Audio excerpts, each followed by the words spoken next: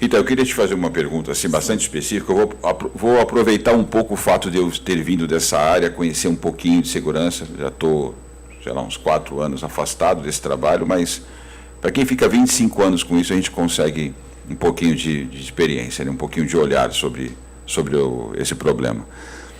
E eu, ao longo da minha carreira, uma coisa que eu sempre notei é que a gente nunca priorizava a qualificação humana. Muitas vezes a preocupação era com estrutura, infraestrutura, legislação, mas quem lida com a infraestrutura, com a estrutura e com a legislação não está preparado para lidar, até com a tecnologia. Né? E aí vem uma questão. Né? Primeiro, antes de falar diretamente disso, eu quero só fazer uma comparação. Em tempos de guerra, quem acolhe os refugiados? São as pessoas.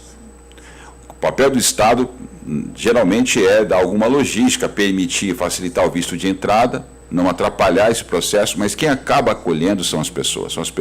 Vê, você acolhe pessoa de um outro país.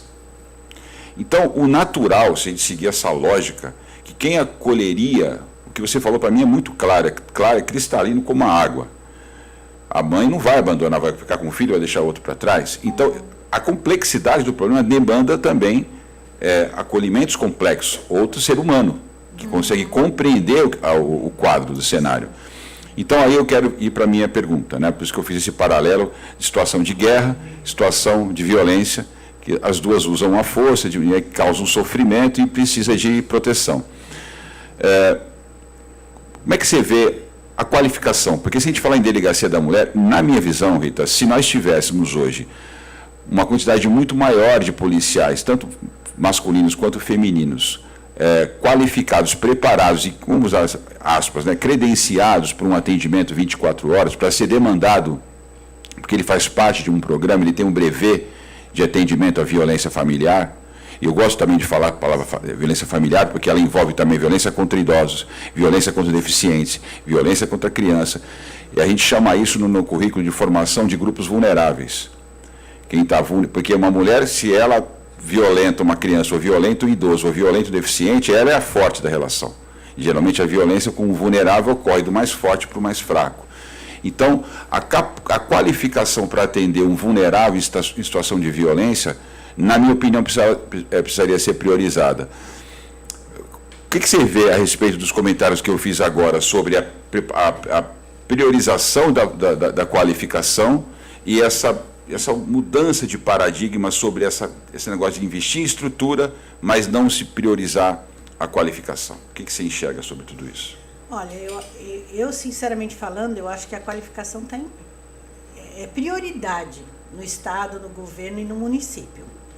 Entendeu? Precisa ter pessoas capacitadas. Então, hoje, a gente, sendo bem sincero para você, hoje eu vejo dentro do sistema as pessoas mais focadas em ter segurança financeira, se assegurando no concurso público, do que qualificada executando o serviço da qual tem um dom.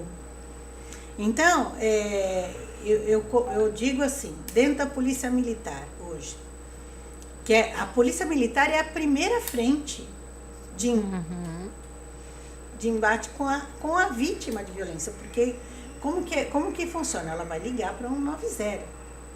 Então, você vê, eu tenho uma enorme dificuldade, porque ela entra numa fila de espera de roubo, de furto, de homicídio para chegar na vítima de violência. Até lá já chegou no feminicídio. Né? Um outro pormenor é a falta de qualificação do próprio policial quando chega. É vítima. Vamos tentar encerrar, resolver o problema aqui, não vamos levar para civil. Muitas se sentem constrangidas. Se sentem constrangidas. Né? Porque... Por isso que eu comentei essa questão da qualificação, porque se você tem grupos de policiais, seja de qual for a corporação, Polícia Civil, Guarda Civil, PM, enfim, preparados, eles seguem um protocolo. E aí você vai demandar quem está de plantão. E vai aqui, é igual você imaginar um especialista, um cardiologista, você imaginar um socorrista, pessoa que se preparou para aquele atendimento, então ele já vai chegar seguindo um protocolo de atendimento. E eu estou comentando com vocês duas, para ela que fundou a HELP e está na linha de frente, você que está atuando na política, porque eu acho que é uma coisa que a gente pode perseguir. Isso não demanda muito investimento, gente. É uma questão de vontade política. Sim. Criar um programa onde você forma os policiais. Nós fizemos isso com a área de direitos humanos, o brevet para a formação de direitos humanos. Fizemos isso para qualificar policiais, para identificar vítimas de tráfico humano. E aí envolve mulheres, jovens, crianças, né, que são vítimas de tráfico humano, porque o tráfico humano, Rita, da mesma forma que você comentou agora, muitas pessoas que também são traficadas não percebem, no primeiro momento, que estão sendo traficadas. E até quando são vítimas, já estão em cativeiro. Sim. Porque dependendo de onde essa vítima é traficada, ela nem consegue imaginar que isso existe. Por incrível que pareça, para quem nos assiste, tem ainda lugares no Brasil e no mundo que desconhecem que essa prática criminosa. Então, a qualificação era importante até para que o policial conseguisse identificar em mensagens subliminares o que estava acontecendo. Não é o caso de a gente perseguir isso, não, Larissa? Eu acho, assim, eu concordo totalmente. Você tem ótimos profissionais dentro da Polícia Militar, Civil, como você comentou, e pessoas capacitadas para poder lidar com essas situações, porque são situações onde a mulher chega desesperada, né, Rita? Sim.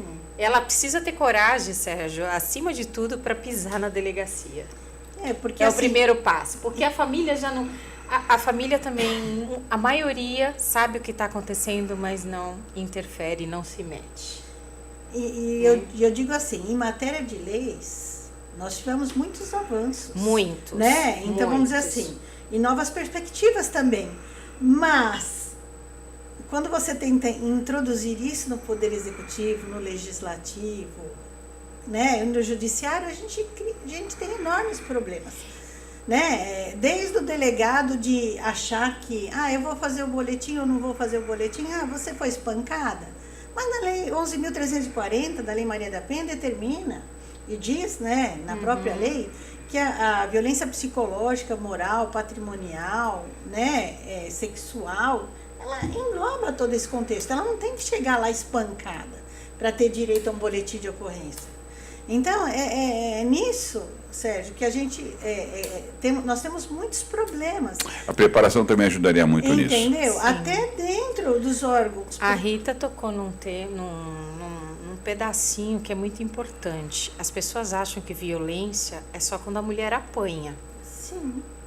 A violência, muitas vezes, está numa agressão de uma palavra, está na forma onde aquele homem coloca aquela mulher abaixo. Sim. Quando ela não se enxerga como mulher, quando ela perde a autoestima, quando ele fala que ela não trabalha, que quem paga as contas é ele. A gente chama isso de relacionamento abusivo, né? Sérgio, como é que ela chega numa delegacia, a sensação que ela tem, eu vou falar isso como mulher, tá? É que, nossa, mas eu vou falar isso, será que não vão dar risada? Será que eu não vou ser chacota? Né? Então, assim, eu acho que é importante sim. Nós temos políticos, a gente estava conversando sobre isso um pouquinho antes de começar, que são voltados sim à causa da mulher, e eu acho que vale sim o esforço nosso como sociedade civil, porque eu faço parte da sociedade civil, né? Sim. A gente procurar essas pessoas.